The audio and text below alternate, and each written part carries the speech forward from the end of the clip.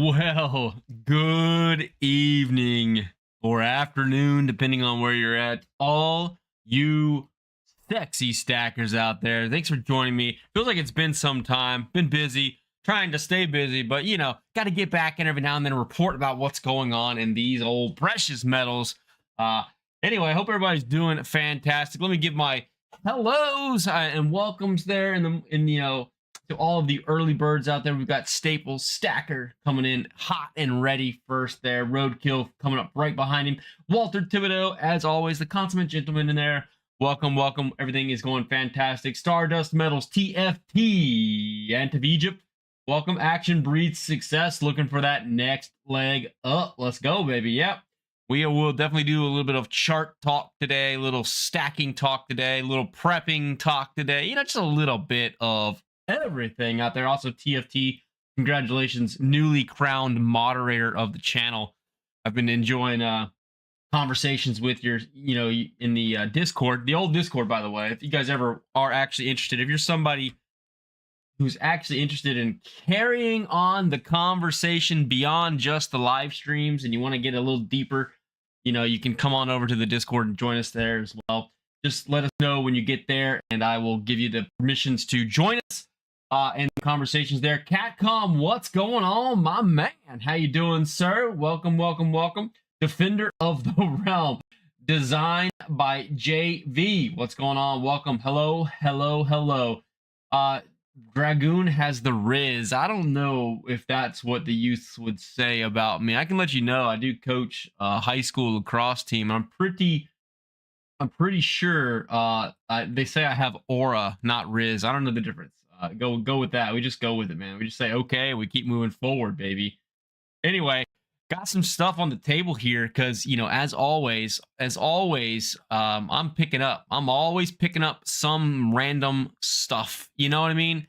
There's no rhyme or reason sometimes. Well, there is kind of a rhyme or reason. I told y'all I believe in these MS70s. Last time I showed y'all a first day of issue. We got this new one here. We got, this light's a little bright, little shine bright like a diamond over here. I didn't realize that little ambient light was going extra work. Putting in extra work over there. I'm not paying that light anything extra. I hope it calms down. We just gotta get through our day, sir. Anyway, good evening. Liberty Bleeds Silver. What's up, dude? How you doing? Welcome, welcome. Thanks for coming to the channel. All right. We're gonna talk about a few things today on the docket, and I hope you guys are entertained and want to participate in this conversation. I don't know how long we're gonna go. However, we're going to talk about number one topic is Fractional. Hey-o, Sir Law coming in hot with the subscription. Welcome. Thank you for being here. Number one is fractionality. And not just with, precious metals, but I was thinking about this in terms of like prepping, right? In a way with like food. And I was thinking about those big 5-pound containers of like green beans and baked beans. And like, who wants to sit there and eat, that much, you get where I'm going with this. Anyway, we're going to talk about fractionality. I was looking up some news articles. It's sometimes hard to find good quality news articles, and I'm not going to claim that I found any quality ones, but I found a couple news articles I thought were interesting. Some large banks now pivoting back to that $6,000 gold mark, $6,500 gold mark, right? The GSR has kind of shrunk a little bit, so we'll get into that. We'll do some charting to see what's been going on over the last week or so. We haven't really been too deep diving into the price action. Just kind of letting it mellow out, letting it chill, do its thing. And I think now is enough time. We've seen enough data. We've seen enough days go by. We can kind of see what's going on. Also, we do have what would be called the Asian market open. I believe China's back. I mean, that's one hell of a holiday, if you ask me. Is a 1 week holiday, 9-day holiday? Goodness gracious, we need some of those kind of holidays here in the US, And just everybody just shuts it down for a week or two. But anyway, yep, we got that going on. Yeah. You're leaving work, so things have improved dramatically, my man. Yeah, I understand that. You still have some aura action breeds. I get you, buddy. I get you. Can't beat 10 hours record last night. Catcom, I am. there's zero interest. There's zero interest in me beating 10-hour live streams. Catcom. I remember this saying a long time ago, and I think it's a saying that as I got older has become a dominant part of my life, but I believe it goes something along the lines of nothing good ever happens after midnight. So you'll often see me disconnect completely from everything around 11:30 to midnight, and that's when, if I'm up, I'm saying, hey, you know what, it might be time just to go back to bed. You know what I mean? It might be time for me to just disappear for a little bit. So yeah, we're gonna have to live by that motto for the rest of our lives, right? I'm a huge fan of Fractional. I hate the premiums, but it is really nice to have metals broken down. Exactly. Smaller containers are better if you're stacking food, and you can buy them at different times so they don't all go bad at once. Yeah, say hey, oh, Penny Scout, my man. What's up, Penny Scout? How are you doing? Welcome back. Sorry if I missed you there earlier. Chinese does a few days. I shut it down like 6 months ago. What have you shut down, man? All right, here we go. So let's go through some of the new items that I picked up here. Excuse me. Got a little throat clear. Haven't talked enough here. We've got some really weird fractional stuff I've been picking up. As you guys know, every time I place an online order, I've been just throwing in 2 or 3 of whatever the cheapest half-ounce pieces of silver I can find. So we got this little guy here, this little thing. Hey, there it is. That's kind of pretty. I don't know what the symbolism is here, but we got this, and we got a few more of these little Morgan things. So we've now got quite a selection of these Morgan half-ouncers. They're pretty cool. I like them, and I'm going to add them into my overall tube. I think I'm up to 25 half-ounce coins here. So, 12 and a half ounces of half-ouncers. That's right now as fractionals I want to get, with silver in the 80s, 90s, 100s range, somewhere in that range, 70 to 100, depending on what day of the week it is, as the volatility happens. But these are really nice. Like, these are almost like proofy half-ouncers. It's pretty cool coinage there. We got a few of those. I like them. We got this big tube of half-ounce silver, so we can now add all that together and, have some fun with it. But there they are, half-ouncers. They add up. And really, I'm looking at it like silver, let's say silver is $100, right?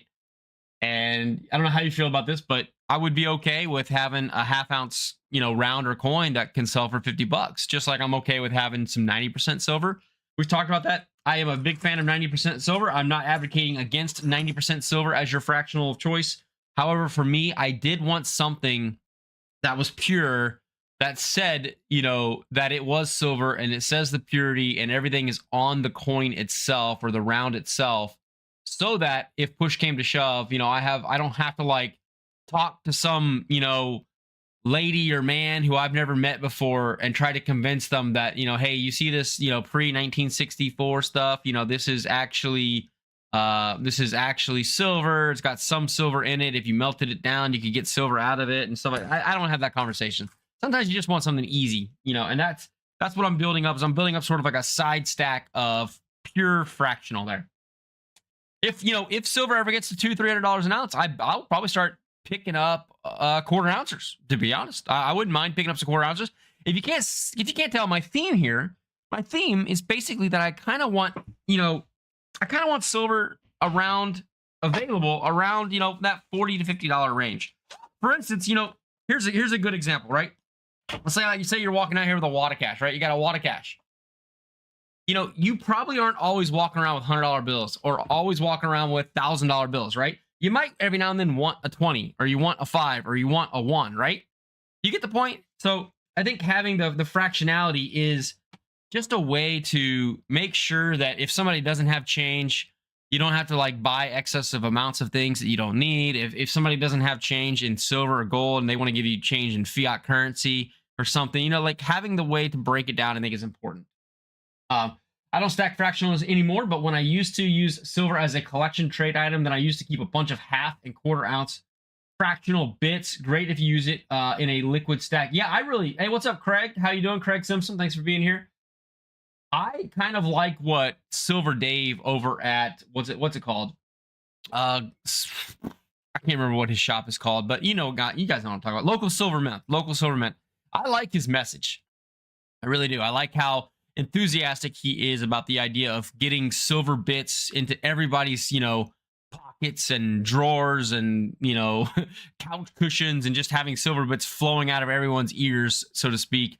Because he really believes in the idea of barter and trade with silver and protecting yourself against, potential calamity in the future. And I like his message. I like what he stands for. So I'm kind of with him on that. I don't own any silver bits though, because the premium is a little too high for me for that, but we'll get there.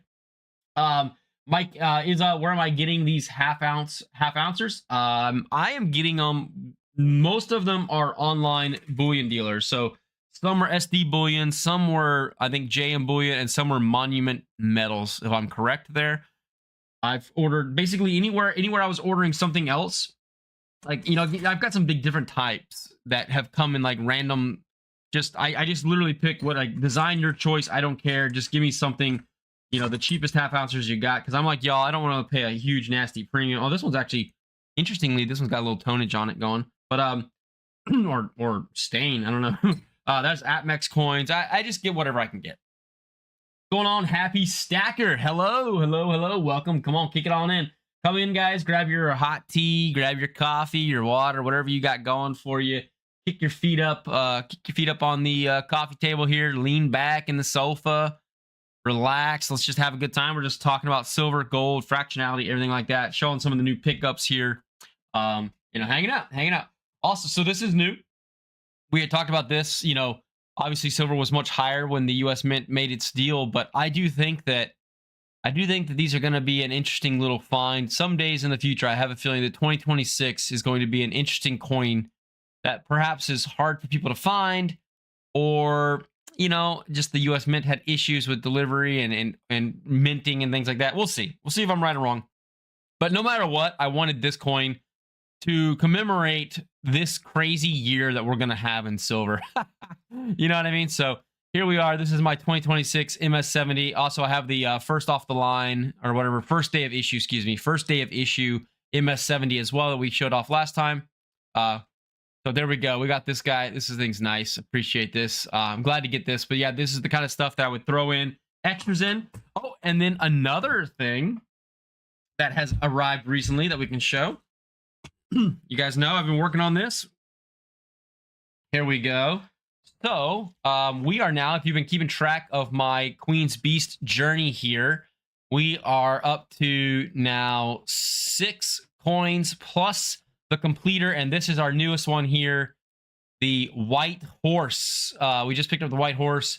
I might be working on the Yale and the Falcon soon, but we'll see. Just picking them up, you know, bit by bit. Just taking my time, looking for deals, and if they're a good price, I pick them up. If they're not, I pass. Right there we go. Yeah, it's kind of like that's the what's new. Would you please drop your link so I can subscribe? Yeah, I don't know if you can drop links. I don't know if I don't have any links handy for me to support that. Actually, he's a mod. He probably can, honestly. He probably could. Penny Scout, what do you got? I just got a fire going. Supposed to be 13 degrees tonight. Heck yeah, you got your wood burning stove, right? I would go as low as 1/4 for silver, rock bottom. 1 10-ounce silver and grammars are stupid. They are, Penny Scout, so I think that's today, yes. Would you say that a 1 gram or a 1/10 ounce piece of gold is stupid, right? And I don't know. I mean, you might, but I would say that they're just as practical as anything else when the price gets to the price that it is. Today, in today's prices, I'm with you. I don't think having grams of silver is really worth dealing with. I don't think having, you know, 10 ounces of silver is really worth dealing with. But if that is your thing, you know, and you really want like basically the equivalent of like a, you know, a dime or something, you know, a 90% dime or quarter, I can understand your rationale for that, but I would just pick up like mercury dimes and quarters for now if I wanted to get that low. Absolutely. Yeah, this copper bar is not new. I just thought it would make a cool background there. So yeah, we've got all this going on here. What are we up to here? Let's see. 1, 2, 3, 4, 5, 6, 7, 8, 9, 10, 11, 12, 13. Oops. 14, 15, 16, 17, 18, 19. Wait.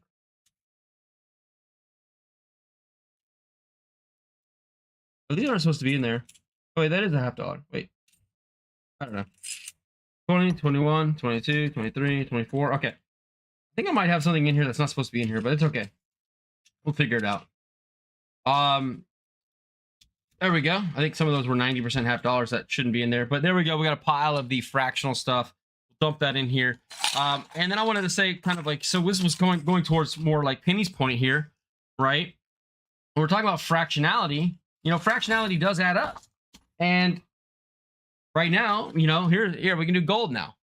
And gold is, you know, at that price point where, you know, $5,000 an ounce or $5,200 an ounce. It's like one of those questions where it becomes, okay, what point do you want? Like, what point would you use for gold? Now, if you're only using like these 1 ounces for gold for, you know, large purchases, you're purchasing maybe like, you know, cattle or a farm or something in the future. I get it. I get it. You know, do what you need to do. But I also wanted fractional gold because one, it's just easier to like nickel and dime here, pick up pieces every now and then and have some fun with and see variety and enjoy. But the same kind of reason is that there might be a world where like I want to use just a little bit of gold, or maybe I need like $300 or $500. And so I can just take one of these little tenthers, right? And get myself $500 from the store where I don't have to lose, let's say I just wanted $500. Well, I don't want to have to go and like turn in my gold and try to make change and exchange it down for other smaller gold then at that time. I'd just rather have it now and have the availability to me, so I can kind of mix and match whatever I want to do. So there, I don't know. That's what my argument for it is. I think that it's important that if you're going to pick up fractional, you try to do it as close to spot or as low of a percentage premium as possible. We'll see. Grammar is more able to be sold than 90%. Grammars are pure. Yeah, Diesel, welcome. We just had that conversation. That was one of the big talking points that we just went through, was the fact that the reason I am picking up all of these, you know, 9999 silver, and I think there was actually some 90% in there that I saw. I need to go filter out in a second. But the reason I'm picking all this up is because I wanted to have something that is just pure silver that I wouldn't have to deal with, because there's probably a situation in the world in the future where it's just part of the challenge you're going to have is who is ever going to like melt down that silver and refine it, you know, into pure silver so that it can be used for like a specific application, stuff like that. That will probably not happen in a little like Mad Max styled world right away. That would probably take some time to get onboarding. So I think having some pure stuff might be just a little bit easier there for everybody. Fish put out a great video lamenting junk silver by buyback pricing. Fortunately, fractional isn't in the same realm as doesn't cost extra to refine. Yeah, I get what you're saying with that, but there's one caveat here. You're also buying, you know, it's all relative, right? We're talking about if you want to pick out this one particular point in time, sure, that's true today. Absolutely. But that wasn't true forever. That wasn't always true in the annals of history of precious metals and 90% silver. But if we're only talking about like a certain period of time within the last 8 months, then I would say absolutely you're correct. But you're also buying 90% significantly back from spot as well. Whereas a lot of times you're probably paying over spot for 999. So it's all relative. It's not a big deal for me. But I mean, again, I'm not advocating for one or the other than I think fractional, as long as you're getting it close to the premiums, like let's say a 1 ounce, let's say like a 1 ounce coin, you might get up to like a 5 or 6% premium when you're buying it. Maybe some of you can get it for closer to 1 to 3%. I don't know, whatever. Everybody's store is different, right? That's fine. What I do is I look for buying fractional at the same percentage over spot premium as I would be getting a 1 ouncer. This obviously is not 1 ounce, it's close to 1 ounce, but I would be doing that. And so that's what I've been doing. That's why I picked up, like, if I can get a tenth for the same percentage over premium as I can get a 1 ouncer, it makes sense to me just pick up a few tenths. Same thing for the grams. I'm picking up grams for closer to 10% over premium. They have a little bit more of a premium than I want every time, but sometimes they're down to 5%. And for me, that's kind of my pull the trigger point, is when they're within 5% premium of spot. And so I just keep accumulating. It's the same as a savings account at some point. So I enjoy it. They melt it, but at the moment they didn't find it's worth the cost. Yeah, in Liberty, eventually, you know, they'll come back. I think there's going to be a world in the future, particularly for 90% silver.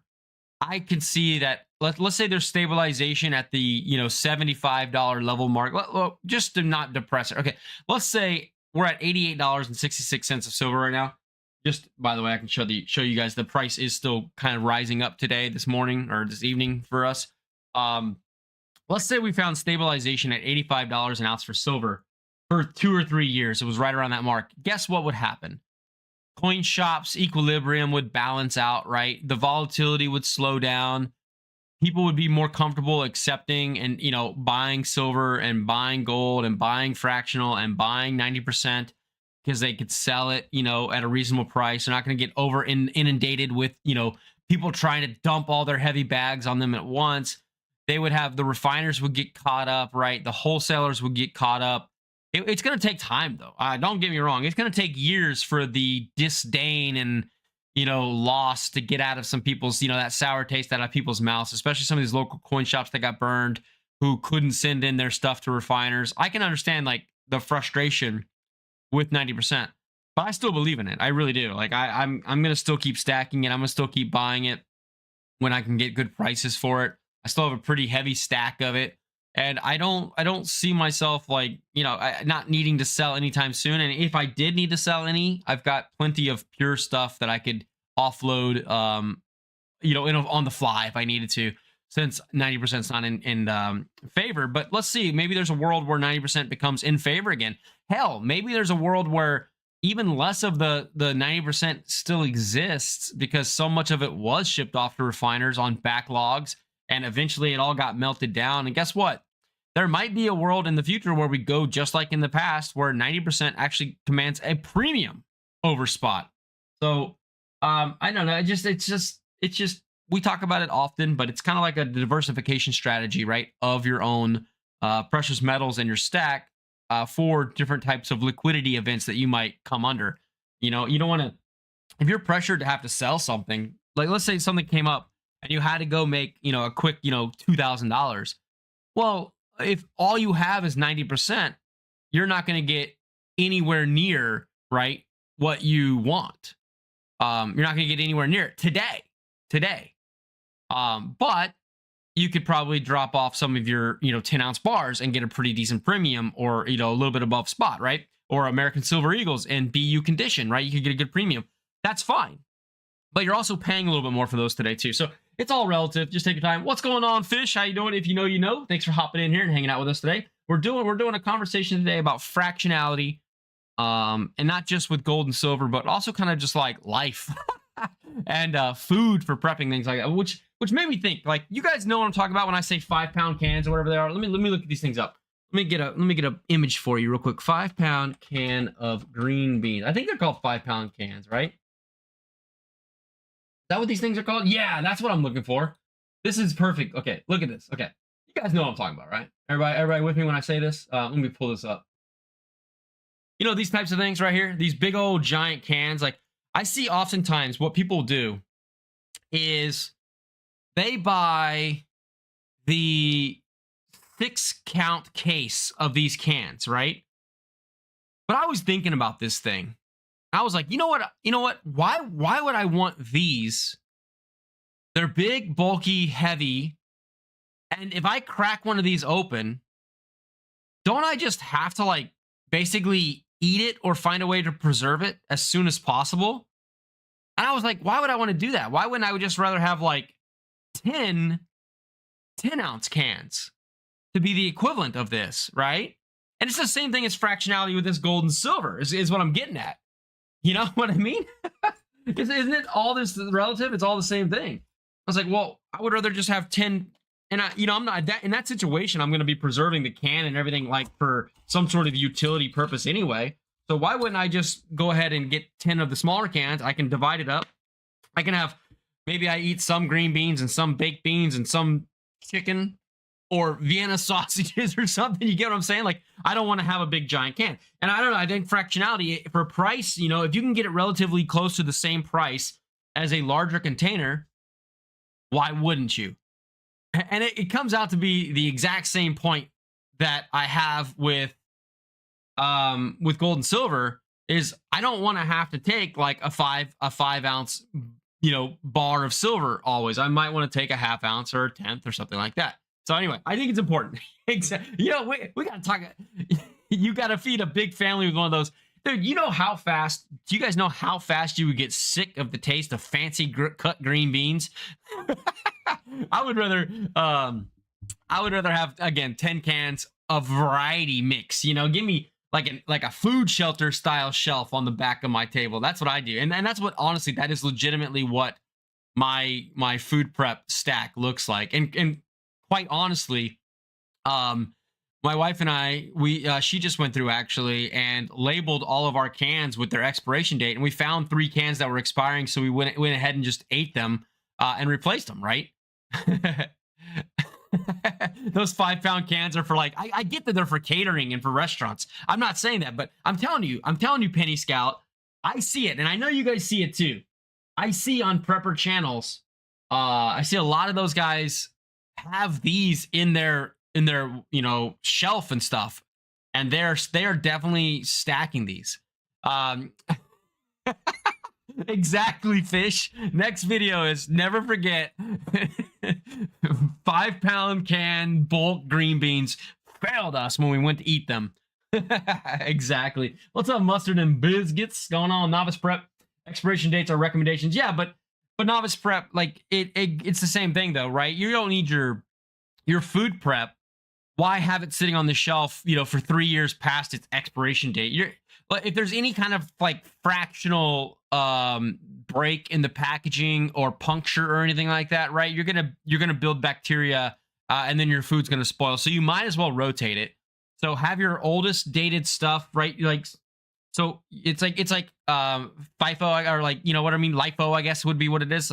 You want the stuff that's expiring in 2026, forward of your stack, so that if you do decide to replace it, you could just replace it and eat it, right? You get what I'm saying? I'm not saying it goes bad. Trust me, I'm not saying it goes bad because of the expiration date on a can. But it's not a bad idea to go ahead and just eat some of that crap and then replace it. Still enjoying 2019 expiration date tuna? Yeah, in an unopened container, yes. You won't be enjoying 2019 expiration date tuna in an open container. That's been sitting out for a few years, right? But yeah, I mean, food does spoil. Just newsflash. Newsflash. Yeah, perishables do perish eventually, right? Anyway, my point. Okay, maybe you disagree with me, but my point is simply that I would rather have a bunch of variety of different smaller cans than have one big giant freaking can of green beans. So what are we talking about? I don't really know. Just talking. Silver is still doing its thing. So anybody's worried about the price of silver while we had the screen over there on a can of green beans, don't worry. Your silver is doing fine. It's fine. I'm watching it right now. Emergency cans of water. What are those? I don't remember that. Those are tins cans. It's freeze-dried food. Oh, okay. Are you positive it's green beans on those prepper shelves? No, it's beans and stuff. But I'm telling you, my point though, Penny, was I do see what's up, Pang? How you doing, man? I do see those big giant cans sitting in their shelves. I know what it looks. I know what to look for. You know what I mean? I know the trade. I know what those things look like. So yeah, but first part of this conversation, fractional, general question. What's going on, my bus? My Buzz Z Life. What's going on? How you doing? Internet went out and back on. Thanks for coming right back, brother. That's dedication to the next level, sir. Internet goes out, but the first place you come back is right here, my man. I have the big tubs of freeze-dried 20-year stuff. I hope to never eat it. Yeah, I mean, depending on your life cycle, your estimated life expectancy, and that's what I talk to my wife about as well. Sometimes she's not all into the full-on prepper lifestyle of what happens in this cataclysmic event, what happens in this bad event, but she supports the, having food and water backed up just in case. She sees all the wars and stuff going on and all the attacks and all the, riots in the streets, and, she's in tune to all that stuff. So she understands the purpose of it. But, we don't really want to eat our stack, but I told her the worst case is we just take a box of all these cans and we just give them to a food shelter or a church, and we just donate to people who need it. So there's no, in my mind, there's no negative that comes from having a pretty good stack of at least a few months of food on the shelves just in case you need it. The power goes out, the grocery store goes down, payment systems go down for a while or whatever like that. That's the most realistic situation that I see for why I would need it. Hopefully I'm not ever in some sort of Mad Max situation where I'm scrounging for food and having to like tote it. Also, the weight, just the sheer weight of carrying all this food, it's almost like it needs to be at a home base or it needs to be at a remote location already. You're not going to be wanting to pack this all up in a backpack. It would take up your entire pack to carry 200 pounds of food out into the middle of some place. So this is more of like the stationary domicile protected dwelling kind of prep there. But yeah, donation is probably the most likely place where my food cans will go at some point. Get some chickens. Yeah, there you go. Lay some eggs.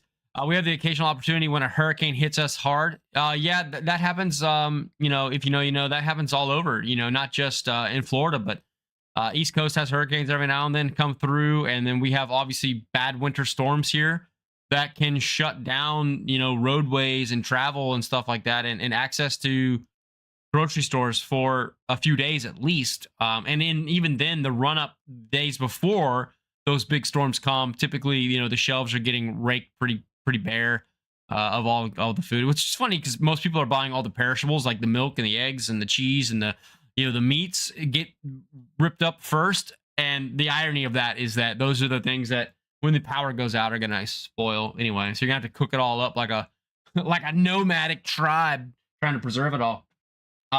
Get some chickens and some goats. Yeah, that's the plan. 867 diesel. I mean, if you live in a rural area where you can allowed to have that, a lot of people these days though, they live in cities and they live in suburbs where you can't get a by with having chickens and goats romping around the neighborhood. But if you can, I would absolutely be there with you. Good stuff. All right, so we got gold, silver, fractionality. I think it's important. Again, when I'm buying this stuff, I'm looking for it around very close to the same percentage over premium that, yeah, exactly. All right, fair enough. Touche, sir. Good point. But yeah, I want to get it as close to the same price as I could get for like an ounce or a 10 ounce or anyway. So, my dogs just won the fractional treat jackpot, knocked the bag off. Well, they're spoiling all their fractional at once right now. They're selling it all at once. Doing well. Store rice, dehydrated food on hand. Yes, barrels are heavy pressure. Can your meats. Yep. You can use vacuum sealers and salt even. Pack things in salt. Go back in the old days. Or cook it all and turn your meat into jerky kind of thing. There's a lot of things you could do if you really wanted to. All right. I promised talking about other things, right? Oh yeah, I saw this recently. I wanted to talk about this. So this is gold and silver. So imagine this place, this website, Silver Stallion out there doing good work out there, pressing that thumbs up button. This was interesting. So basically, everybody seems to be thinking that because the new 15% tariff was reinitiated, that it's causing prices to jump on gold and silver. I don't know. I don't buy into the noise like that, but I found this article to be kind of interesting that more of these banks and equity groups and such are now that things have kind of crashed a little bit and rebounded, that now they're going back to these calls for $6,000 plus gold. So BMO Equity Research has released an aggressive gold price forecast for 2026, right? The firm says gold prices could surge to $6,500 an ounce by 2026. I'm guessing by the end of it is what they were saying. The forecast rests on three converging forces: persistent inflation risks. I don't even think that's a risk. I think they should just stop right there. Persistent inflation, elevated geopolitical tensions. Yeah, okay, true. And continued central bank buying. I believe that to be true. I don't know, but it seems like central banks all around the world are continuing to purchase gold and silver in mass, right? Emerging markets in particular are actively diversifying away from the US dollar, and doing so, they're shoring up their own banking system and currency with gold right now, and some places are doing silver as well. Structural demand for gold remains strong, even if rate cuts unfold gradually. It's a notable point. The bank is more cautious on silver. It cites industrial demand uncertainty I don't know if there's silver uncertainty for the industrial demand. It feels like it's pretty strong and stationary there, but maybe it's not. Maybe it's not. Tighter supply dynamics as factors could limit near-term upside. The bigger takeaway is the framing. If BMO outlook proves right, gold isn't just a crisis hedge anymore. It becomes a strategic allocation in an increasingly unstable global financial system. I do think that's one big thing for gold. It just seems like the whole world is trying to like go back to purchasing and stockpiling some gold and shoring up their systems.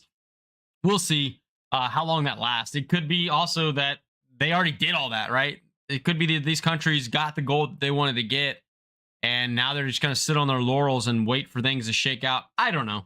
Nobody knows. We're just kind of reading the article. Penny Scout says, "Oh, what's up, Silver Serpents? My man, how you doing? Serpents don't snakes eat fish? I don't know. You got to mention this. Keep seeing vids saying the world economy is failing and metals will rise exponentially. Can we just admit that most of online media is sensational by design?" Yeah, TFT. No, in fact, it all is. Every single bit of mass media, social media, and online media is a play for engagement, for views and clicks and interactions, so that they can sell their stuff to advertisers. And we live in a world where attentions are so short that you only stick on something that keeps your interest, for like 30 seconds. So to keep your interest, they play on greed, they play on fear, right? They play on what is trending and what is going viral. And so it all kind of builds on itself. So you're absolutely right, TFT. And that's why we brought up that first book I introduced that I wanted the community to get in touch with was called The Noise Factor for a reason. It's because it's all just noise. Now, being aware of it, I think is a decent. And like, why am I reading this article then if I think it's all a bunch of bull crap and noise? Well, because I want to know what they're pushing. Does that make sense? Like, I want to know what narrative is being pushed. I want to know why. I want to understand who makes a benefit out. If like, okay, let's say like, look at this way. If this is JP Morgan's message, okay, what is their goal by sending this message? They don't need to say this out loud to support their own stakeholders and their own clients and investors, right? They can just simply do their research, add to their positions if they believe in it, buy this stuff, buy the contracts, buy the physical, buy the ETFs, shift money around, and change their portfolio allocations without telling anybody until they have their quarterly shareholders meeting where they have to divulge what they're doing with their money, which is all pretty much lending money to everybody so that they can get interest, right? So why do they put articles like this out? Why do they push it? And why do they pay sites to push this narrative? And why do sites push this narrative, right?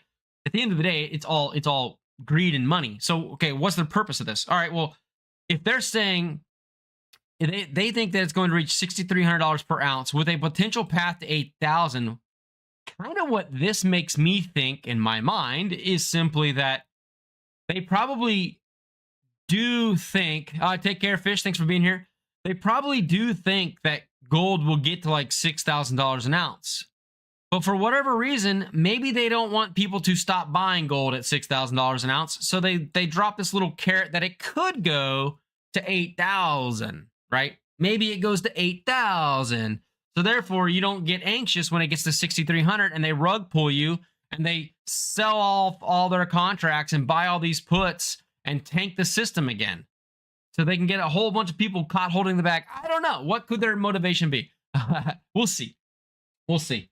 But anyway, I just want to be abreast of what is in the discussion. What is the consensus view of these banks? What are they trying to do? Because I think if we didn't learn anything from this most recent rug pull, we should really pay attention to what JP Morgan says and then try to understand what they're going to do, because they apparently can manipulate this stuff as much as they want and they will never get in trouble. In fact, they just moved their entire trading desk to Singapore, apparently so that they cannot get extradited for whatever crimes they might be, forced to pay up for. So the company apparently is just going to pay some fines and move on. But anyway, I think it's worth noticing. But it is all just noise, TFD. You're exactly right. It is just constant noise of silver and gold went up because of this. Silver and gold went down because of this. Silver and gold did this today because of this. Nah, whatever. That's not the way it works, right?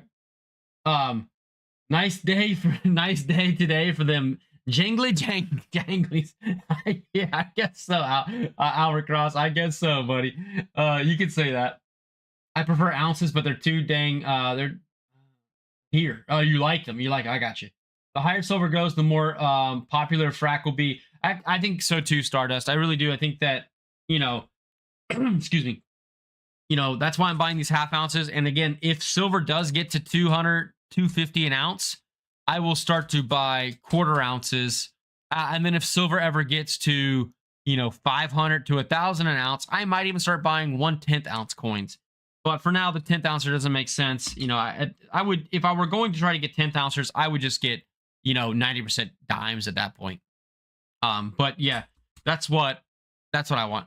Who the heck would pay out if silver went nuclear? There's a lot of it out there. It would be government bailout. What do you mean, like going nuclear? Do you mean like if the price just went up to like $1,000 an ounce, like those people kind of predict and all that kind of crazy stuff? Probably nobody. I bet at that point, you're having, when it's running up, coin shops are going to make, money hand over fist. The problem is that if it goes down from those high levels, it will destroy people. I know that, every coin shop's different, but I definitely heard shops saying that they were losing money on these big, huge crashes, that they were struggling, that they were getting inventory in that they couldn't really sell, and liquidity was a problem. They couldn't offload it to the wholesalers, refiners. I think that this last 2 weeks, 3 weeks of stability in the markets is probably like a godsend to the local coin shops and the small guys out there who don't have a ton of cash just laying around in bank accounts and stuff ready to, buy and sell. I bet this saved them a lot from going out of business. So hopefully it stays stable for a while longer here, so everybody can get kind of caught back up, make even, get their finances in order, and then move forward. But yeah, who knows? Who knows out there? Who knows? They definitely know the game that they're playing. The general public has no idea what's coming. Yeah, you just kind of read the tea leaves, right? Do the best you can. I do the best that I can. I don't know everything. I don't know what's going on in those, C-suite conversations, right? Of the board of all these big banks and everything. I just do the best that I can to try to understand and plan. And I do think that if all these banks are saying that they think silver or gold is going to go up to 6,000, it probably will get up to close to 6,000. Do I think it's going to go to 8,000? I mean, sure, that's probably a pipe dream in like the next 20, 30 years. But I would probably be more cautious. I will be more cautious buying at 6,000 for sure, because I see banks saying that that's where they want it to go. And it makes me feel like, oh, okay, once they get gold up to 6,000, they're going to rug pull it again and crash it back down to 5,000 or something. Walter, have a great dinner. Appreciate you guys stopping in. I know I started early tonight. I wanted to get this going a little early because I had a little bit more I wanted to talk about, and I wanted to take my time and just kind of, relax and move into it. So we are moving kind of quick here. I haven't gotten into my charting and stuff yet. The China market is open, I think. Is that what you're asking? Hold on, let me find. I don't know if China is back yet. I don't really know if China is actually back yet. Charky with the Charky with the hand sanitizer. What's up? It's an interesting name. We are live market open. I just don't know if China is back from their whole New Year's celebration or not. I don't know. Serpents, what's up, dude? How you doing? I saw you chatting earlier. Oh, sorry. Serpents, I apologize. You came into the channel to talk to fish, didn't you? And then I'm just the dessert after you got done with your main entree there. Also, I'm gonna throw it up there again, but if any of you do use Discord, self-plug here, but you're welcome to join our Discord server there. Just let me know that you joined, and then I'll give you the permissions to see the chats. But if you want to carry on conversations like this outside of the live streams, feel free to join our Discord server. And we have been growing that community bit by bit, and it's been fun just to see everybody's different perspectives, what they're picking up. We talk about prepping, stacking, money, stocks, all that kind of stuff in there. So it's fun. So anyway, back to the topic on hand. Pang stockpiles, how you doing, man? What are you stacking these days, Pang? I saw Pang dropped his 1 year full stack video. If you guys want to go out and check something cool out. That's a cool leather tray. You like that? Thanks, appreciate it. Yeah, I got a leather tray here. We got the leather tray, and we got the leather poucho hanging out here. Just hanging out. But yeah, we got fractional is the main topic is fractional silver and gold, guys, and just what do you guys think about it? Let's go ahead and just let's see what's been going on with chat here. Or sorry, the charts here. So the last month, right? The last month we were all high-fiving at the water table, right? We were going over there at the water cooler, constantly filling up our drinks, looking up at the telly, going, hey, man, look how high silver's going. Look how high silver's going. And we just kept pumping and you just, fist bumping and chest bumping and telling everybody how successful we were with our silver and gold prices, right? And then JP Morgan allegedly rug pulled us for like 35% in one day. And somehow we're the mysterious benefactors of closing short positions at the damn near bottom price that happened. Okay. So that's what we faced last month. And since then, this is exactly what you would call was the consolidation period going on this bad boy right here. We have lines. Let's get the lineage out of here. This was our grand consolidation period, you could say, right? We were consolidating very nicely right here. As we were going through this sort of, I don't know, bear flag, declining wedge, whatever the heck you guys want to call it. I don't care, but it was a pretty clear consolidation area here. And what we were happy to see, and we talk about this so much, what we're looking for a positive signal, right, is this can go two ways, right? This can break out up above, and this can break out below. If you like the chart stuff here, yeah, hit the like and stuff. No, I appreciate you guys. You guys can do whatever you want. But yeah, join the channel membership if you want, all that stuff. Join the Discord, hang out. There's a lot of ways that we interact. Again, this is just a chill, casual community. We're not here to become the biggest, baddest mofos on the planet. We're here to just relax with like-minded people, talk about precious metals, do our best to understand what's going to happen, what is happening, and ultimately just to grow our wealth, man. One freaking, I don't even know, dos peso at a time. I don't care how you do it or what you do. You could buy a 10th ounce of silver a day for the rest of your life, and that could be your stacking strategy. You're still welcome here, man. You don't have to have a lot. You don't have to have a little. We're just all in this together. So anyway, two things could happen here, right? We could have broken out at the top. We could have broken out at the bottom. And breaking out in intraday, meaning intraday, if you guys don't understand what I'm saying, but like the trading day, let's say the trading day is 25 hours and it goes like, look at the top of the screen. It goes something like this, right? Where it opens and where it closes is kind of all we really care about here. And what I mean by is like when we break out, I want to see it break out at the end of the day. So, and we finally got that, right? We finally got that around the 20th, the 21st. We broke out above. And then the kicker here is that we've now had a couple days where we have stayed above these breakout zones, right? And you could also change this, people chart it differently. Some people chart it, more parallel. However, everybody's got their own opinion. Gold is on the up again. Yeah, Mr. POTUS, we are on the up again right today. This week, it looks like. We'll see what happens. But so we broke out. We found some new support, and we're going back up. So what we want to hope for is that if we were to, in theory, come back down and retest, which is what it's called when kind of like you have a down day after a few up days, like it wouldn't be shocking to see a day or two up, right? And then a day or two down. What we want to see, though, is we want to see it hit and bounced back up off of these kind of like established trend lines. We don't want to see it bounce back into this little zone here, and then potentially fall out below it. That would be kind of again scary. Again, it's all reactive. You know, we're not trying to be perfect here. We're just trying to understand what could happen and what couldn't happen. So right now, we are in what is considered a more bullish or positive.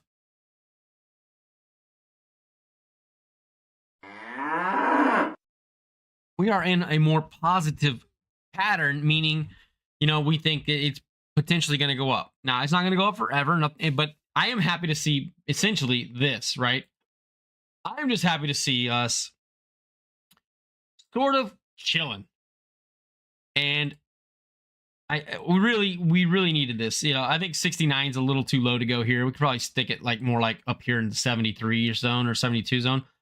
But you guys remember when I drew this chart up here and I said I don't want to be in this red zone because that's Dragoon is losing his you know what because of the I did end up, by the way, just if anybody cares, I did sell like around here on the I did sell out of my position of my straddle around here because I saw the writing on the wall. I felt like nothing is going to happen, so I just chilled with it, and then you can see that we stayed in that channel for quite a while. You could, again, you can stretch it up if you want, but this, I drew this back then of where I didn't want to go. Yeah, you did just see a bull. You just saw a bull. we've got the graphics for you. We're at the high level production here over at Silver Dragoon live streams. But yeah, so now we've broken through, you know, and the other things that we're looking for here, right? If I were to go down here and go to like the 1 year, you know, we're still hanging out well above the 200-day moving average, which is this bottom blue line is the 200-day moving average. Only a psycho like me uses the exact same color for his 50-day and his 200-day. So why can't I change my color? Why can't I change my color? Anyway, we'll get to that later. But we are still on an upward trending 200-day moving average. That is a positive thing as well. The volume is still pretty strong, especially if you go back 5 years and we kind of look at the lulls and volumes right here, like 2023, 2022, right? If you compare these volume levels to what's going on in the last year or so, we still have really strong, powerful volume coming in for buy and sell. It doesn't really matter. It's going in there. That's a good sign too. That means there's a lot of trading happening, a lot of interest going on. Those are good positive signs. And then ultimately, you know, some psychos, they might even do a trend line that goes something like that and just be like, hey, we bounced off another trend line. Yay! You know, whatever you want to do. But at the end of the day, I think we are kind of like, we found some channels that can consolidate the buying and the selling to quell some of the volatility that was pushing people out. I think some people probably left. Also, I do wonder if the 100-ounce contracts, I wonder if that's where the volatility is going to go. And if that happens like that, like the 100-ounce contracts now become the place where people buy and sell like massive amounts and have fun and try to trade and make money, and it doesn't impact the spot price, that would be awesome. And then we could maybe get some stability in here. As long as we still have the volume, we should be good.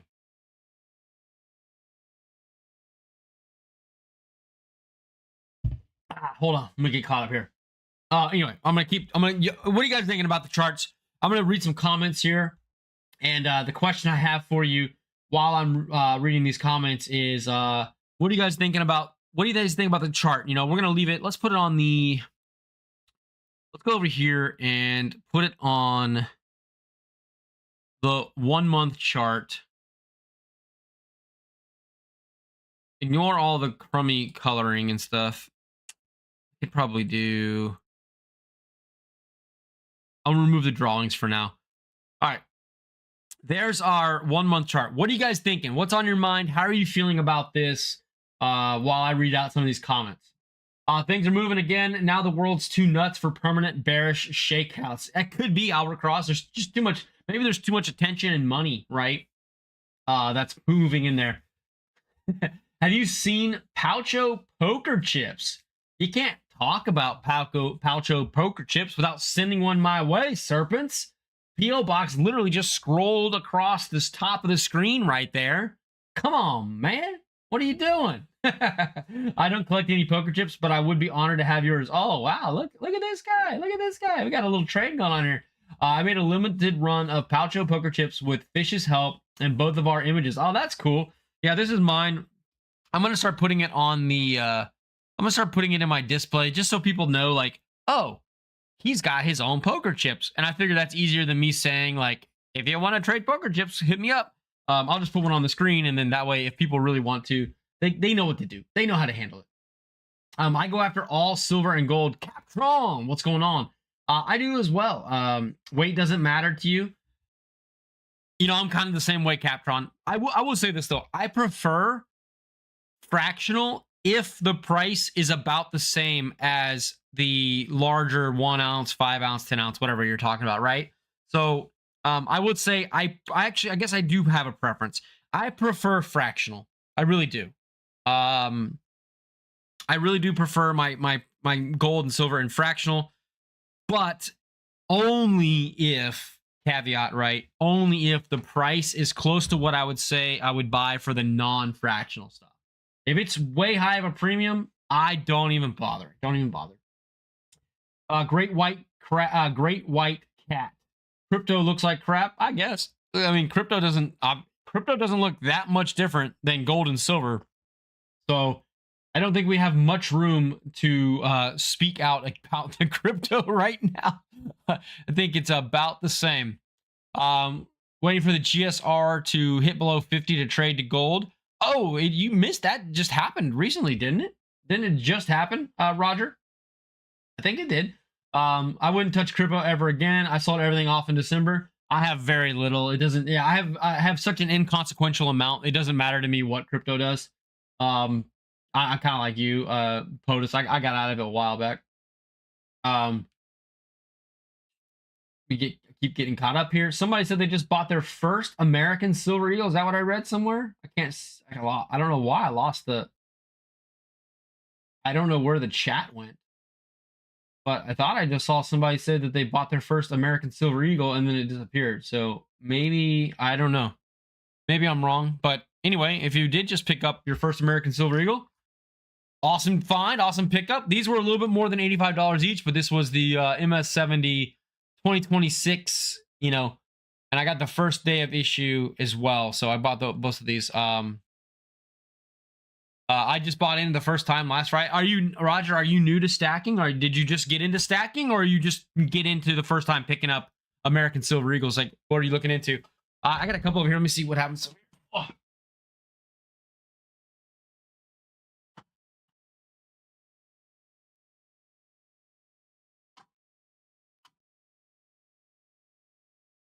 Yeah, here's the other 2026 that I picked up. So, drop that. Yeah, these are the two that I picked up recently. Let me switch the camera over here to this. Yeah, so I picked up these two from, again, I paid a premium for these when silver was at a pretty high price. So you can probably find a better price than what I paid. But yeah, first day of issue MS70 and just the standard MS70, both from NGC. So yeah, I picked these guys up and I like them. I think they're good. I think they're good looking coins. Happy to have them there. You run crypto for 10 years, Bob? Yeah, I think, you know, hell, I've got receipts showing me buying Bitcoin for, you know, 10,000, 11,000, 12,000, 13,000, 18,000. I was mining Bitcoin from like, I don't even know, like 18,000 up to like 56,000 a coin, and we were making pretty good money back in the day with the old crypto. But you know, it wasn't anything that, like, it was always just a speculative fun play. It was never like a core strategy for me for my wealth building or investing or lifestyle or anything like that. It was just something that I just wanted to figure out as, I don't know, just a alternative, and just to understand it and try to, I don't know, you know, you can't beat them, join them kind of mentality. And I learned a ton, and I was in there and I got out, and, you know, here we go. But Silver and gold, man. I really love silver and gold. Somebody asked a question, I think that said, who got you into stacking? I don't know that there was any person who got me into stacking, but it would probably be my grandfather. He was always into gold and silver, and I'm sure that like subliminally that like inspired me to want to own gold and silver. But it's just one of those things where I got into gold and silver 100% legit because I was looking for an investment, like a place to put money that wasn't cash, because I wanted to get out of having US dollars in a digital bank account controlled by a bank getting very little interest. I was like, I got to put my cash into something, right? So I was looking around and I was like, okay, real estate at this time, real estate was like super elevated in price. Prices were like at the top of the bubble. So buying additional real estate, I actually sold real estate because of the bubble. So I was like, okay, well, I don't want to buy more real estate because I feel like the prices are too high in real estate at this time. This is like 4 years ago. This is 4 years ago to give you a reference point. And I was looking at stocks. Well, at the time, obviously I could have stayed in stocks, but I have plenty in stocks. I wanted something other than stock market because I have plenty in stocks, but I also felt like the stock market was a little bit overpriced. Lo and behold, it kept going up, but whatever. Everything I was looking at, I was like, man, it just seems like the prices are too high. And I looked at gold and I looked at silver, and gold had come up a little bit, right? Gold had come up to like 17 or 1800, and silver though was around like $18. And I was like, you know what? Looking at these charts 5 or 6 years ago, here we can go, right? We can look at it, right? These were pretty stable. Like, we're looking at like what, 2021? Look at that, to 2024, really? Nothing happened with these precious metals. And so that is actually what got me to invest in silver at the time. And I started buying kilos. I started buying 10-ounce bars. And that was, it ended up being extremely lucrative. And in fact, back then, everybody, I would post on my Discord way back then. I was telling people like, hey, look at the silver I bought. Look at these 5-ounce stackers, from Scottsdale Mint or whatever. Look at this, look at that. And nobody cared. Everybody thought I was a moron or whatever they thought, right? I just kept doing my thing. But I would still I was very public with what I was doing for these people. And nobody cared or followed suit. And nobody even really started caring or what I was doing until I would say silver got probably, I don't know, over here in 2025, around like $60 an ounce, $50, $60 an ounce. I think that's when people actually started to pay attention and to listen to what I was saying about silver and gold. And it is what it is. I mean, I don't care. But I was posting about it all the time, sending pictures and talking about it. But it was boring, right? It was like we're stuck at $18 to $20 an ounce or whatever it was. I don't know. It wasn't much. I know that. This feels like it was high. Maybe it was even further back because I know that a lot of my sales were like $20 to $21. But there we go. So that's what got me into it. Is I saw this chart, and in comparison to the stock market, in comparison to crypto, in comparison to real estate, in comparison to bonds, in comparison to like everything that I thought I would want to put my money into, I literally said, this doesn't look like it's got much risk to it, because everything else I think could come down and come crashing down hard. This doesn't look like anything's happened. So I put my money into this and it worked out. So there you go. That's the story of how I got into stacking silver and gold. Yeah. Picked up 2 of the 2026 MS70s as well. First graded coins. So love me. Yeah, they're nice, man. They look nice. They have really good, they look really good. Seeing a perfect MS70 coin in the slab, I don't know. There's something about it, right? It just looks good. I think MS69s are good too. I jumped in heavy in December when it went from 35 to 50 in a couple weeks. Oh, nice, Kentucky Fried. So that's when you got into silver. Nice. I wish the U.S. Mint would adjust. What's up, Conrava? How you doing, buddy? Its prices to be more in line with the market plus a small premium. The overinflated prices kill me. I want to collect the right now, Conrava, they really screwed up, didn't they? The U.S. Mint really screwed up repricing their stuff, didn't they? Because they pumped their premiums way high because of the price of silver going above to 100, 110. Hey, appreciate you, Stallion. Thanks for coming in, man. Have a great night. They pumped the prices up so high thinking that silver was going to continue to run up to like 150, and then it got rug pulled by JP Morgan allegedly, and here we are. The US Mint has like prices on stuff that's 3 times the price of what spot is, and it's really deterring people from wanting to buy off the US Mint right now. And I'm like you too. I really do want to collect some of these 250th anniversary coins, and it just doesn't make sense to pay these prices. It'd be better to just wait 2 years. If silver doesn't jump up to 150, just wait 2 years and buy them for close to spot from somebody else, right? It is what it is.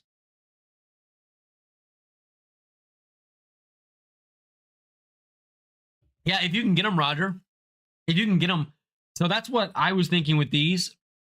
I do want the one that I want to collect is the MS70 Eagle that has the Liberty Bell privy with the 250 inscribed in it for the semi Q as well. So I do want to get that as well, man. I just can't. I don't know if I can pay that price. I can physically pay the price. I don't know if emotionally, like, I'm willing to pay that price, because I don't like that the Mint did that. I don't know why the Mint can't just very simply accept a level of profit margin by saying, hey, okay, we want to make 25% margin, okay, or profit, right? So just simply do this.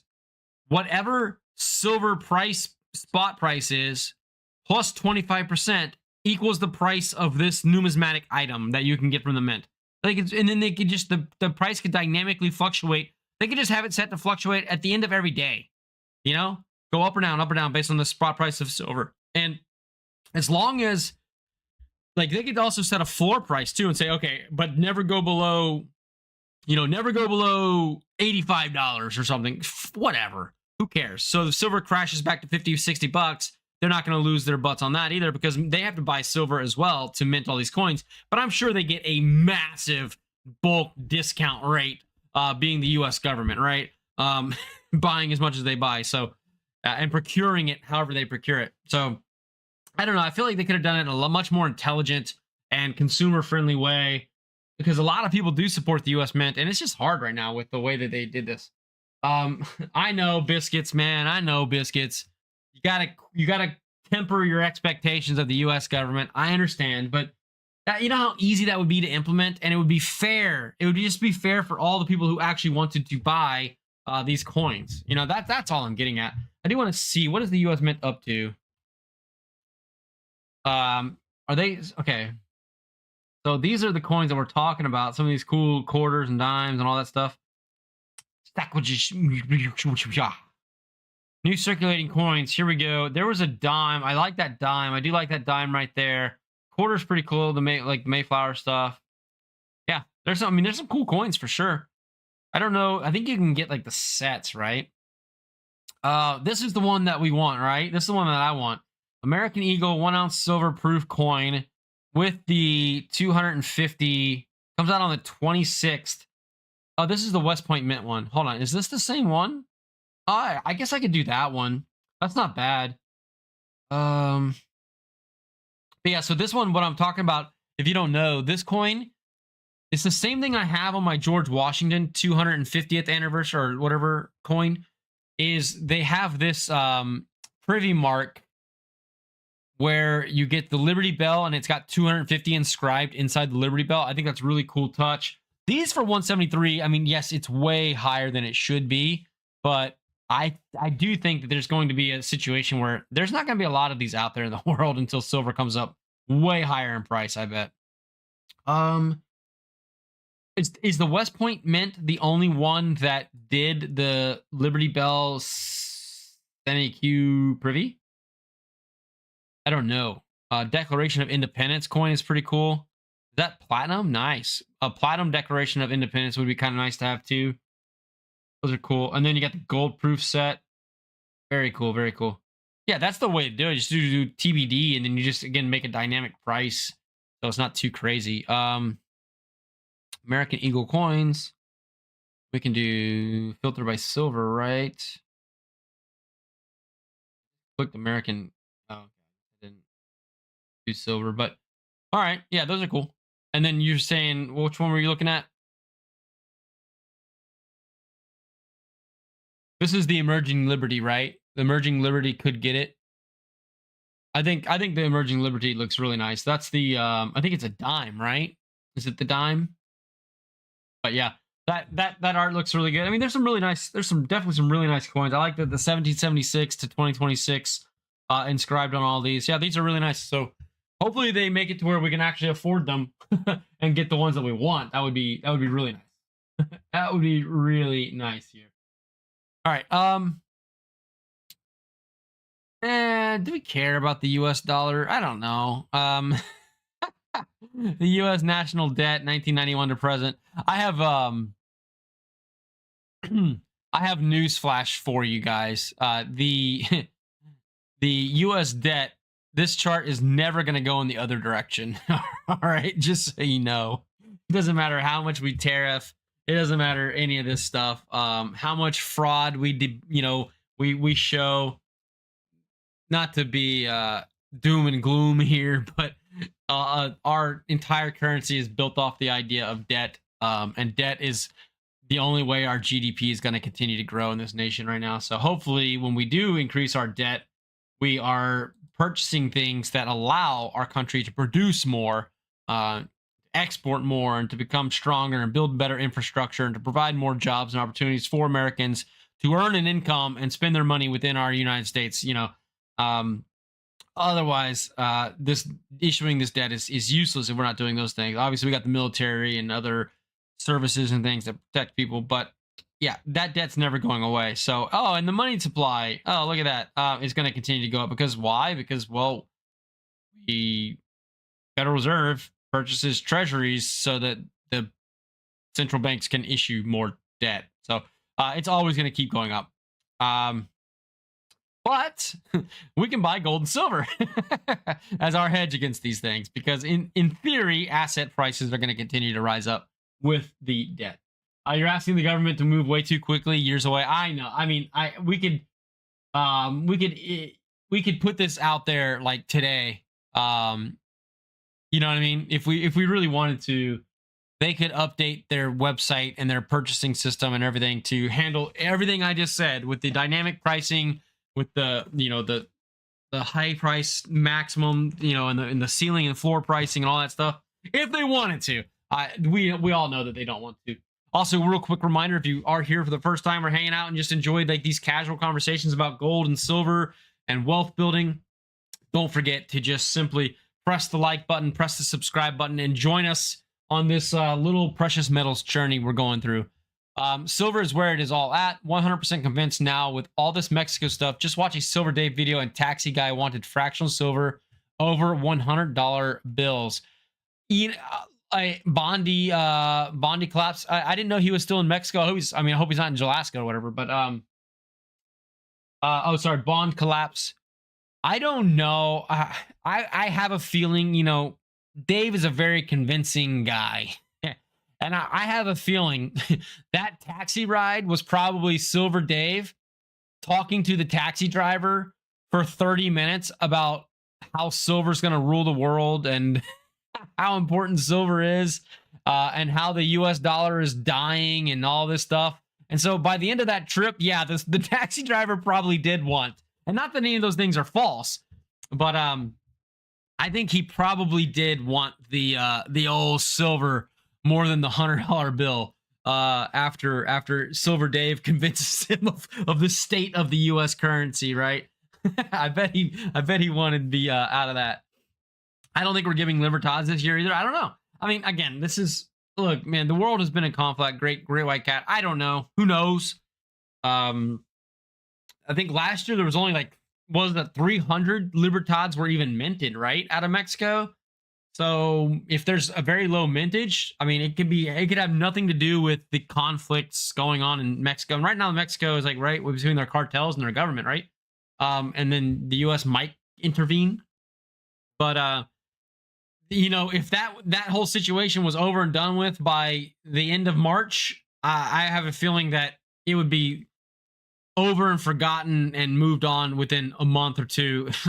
The news cycle seems to be so fast these days anyways that it just doesn't seem to matter anymore. I don't know. Maybe I'm being melodramatic, but I just don't feel like I see these things matter anymore.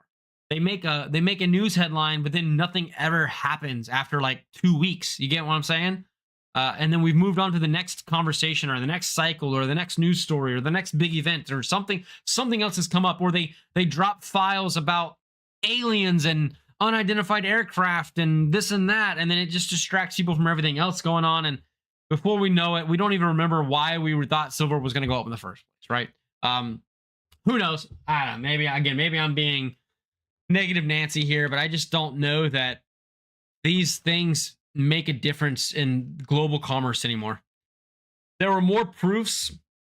There were more proof and RP libertads than BU. Oh, okay. I remember I was talking with Dub C coins and currency, and he was the one that told me that there was like 300 something libertads that were minted. I thought he meant like total, not just what's it called? Not just proofs. So maybe I misunderstood.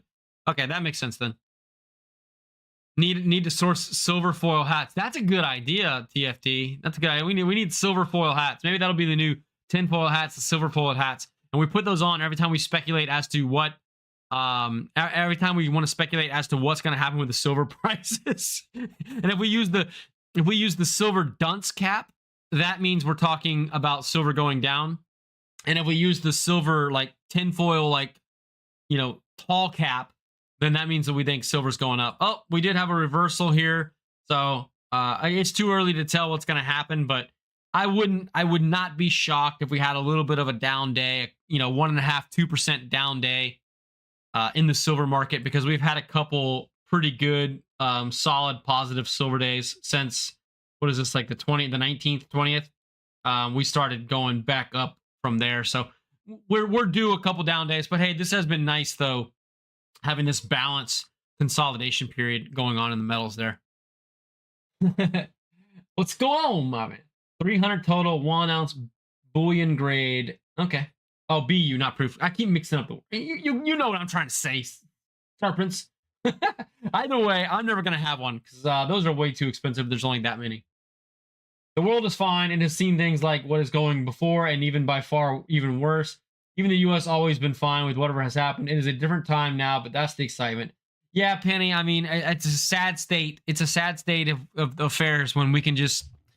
Unfortunately, I'm not saying anything about you at all, man. I understand exactly what you're saying, and I think, and I feel kind of the same way. It's a sad state that we've been so desensitized, that, you know, human life across the world dying and going through strife and wars and conflicts and riots and this and that. Like, it just doesn't even move the needle on the news cycle anymore. Unfortunately, it's the only way to know when the dip is coming. We should have silver foil. Yeah, we do. We need a silver foil cap for sure, man.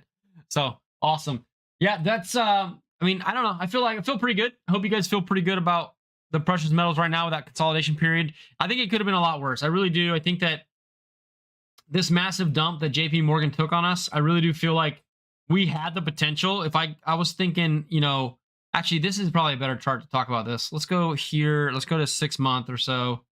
Let's just remove some stuff, but oh gosh, come on. Let me just remove everything. Remove everything, please. Okay. Let's just remove. Oh, I removed all my indicators too. That's fantastic. We have now completely gone off the rails. The chart is done. It's over. All right. Okay. So when I was looking at this for the year chart, my initial thoughts were, hey, we're in a bad spot, but we could very easily consolidate down into the, you know, 50-day moving average period here, and just start bumping into this like 50 to 55 range. I felt like we could very easily have gone down that far. So the fact that we kind of held steady up here at 73, 75, I feel like need to incorporate stick figures. I could switch it to line. Could switch it to a line if you want. Here, is this better?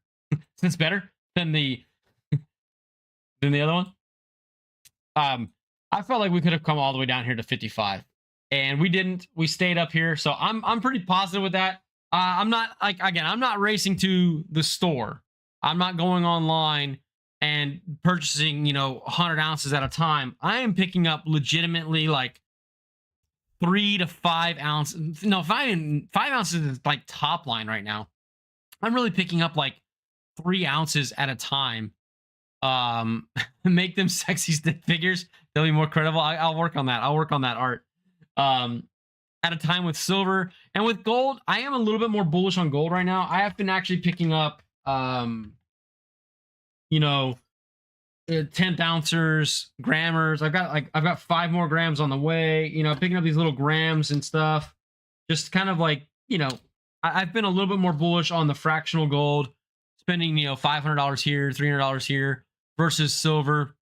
And I think gold showed me what I wanted to see. And if I was looking at the gold chart, right, gold really kind of like held its own a lot better than silver did, even after the great calamity that happened to it, right? 5,600 down to 4,500. That's still a pretty hefty smack in the face, right? With tuna, with a little salmon out of the ocean.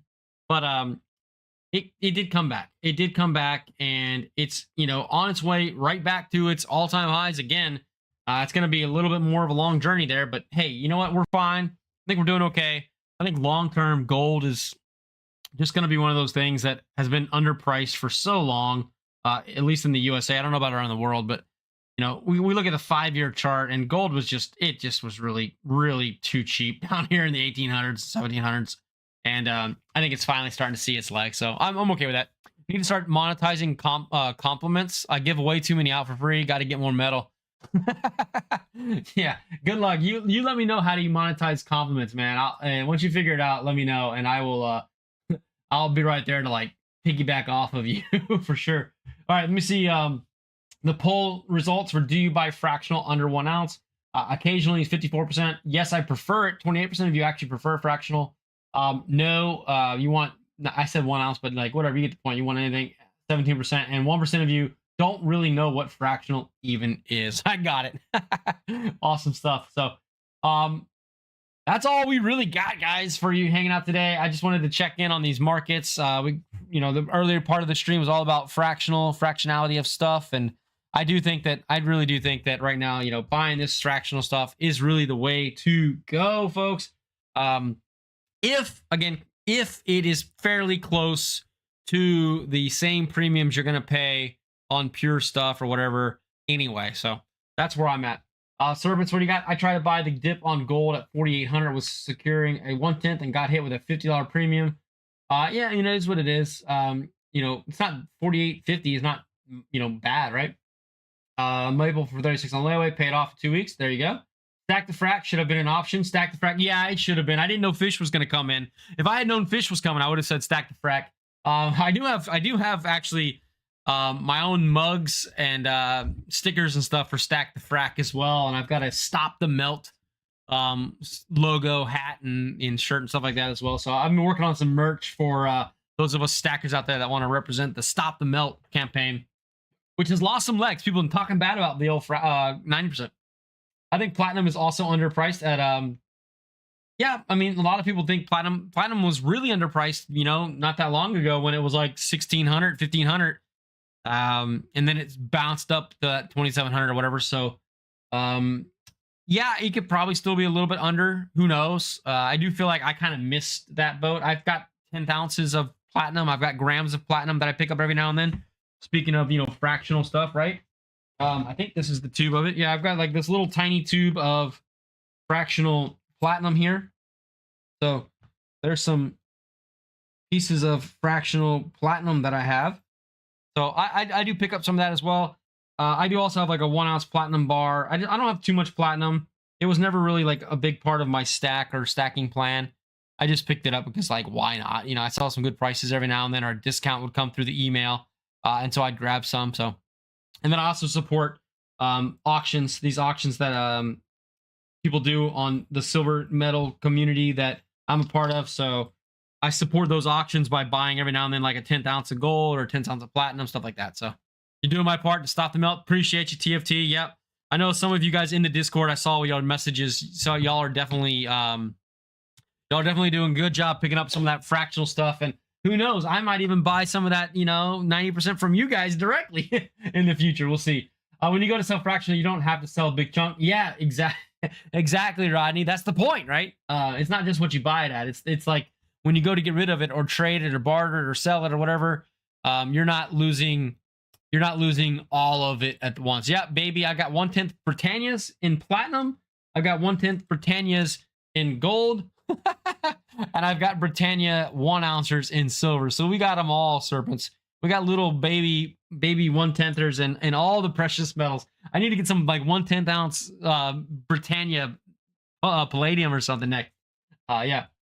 So anyway, we're gonna go ahead and wrap it up here, guys. If you want to join, if you want to just join our little Discord community, it's called the Watering Hole, where we can continue these kind of conversations after hours, in the mornings, whenever time people are around all over the world. You're welcome to join it. It's a small growing community.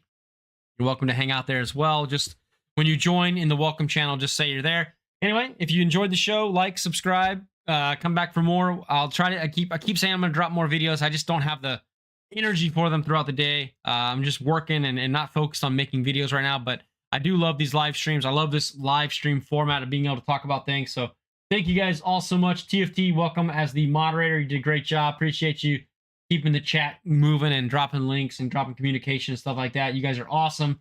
Anyway, see you guys the next time we go live. Let's hope that this week stabilizes and we continue to see upward momentum and growth in our valuation of our stacks. Until then, guys, God bless you. Have a wonderful day. Peace out.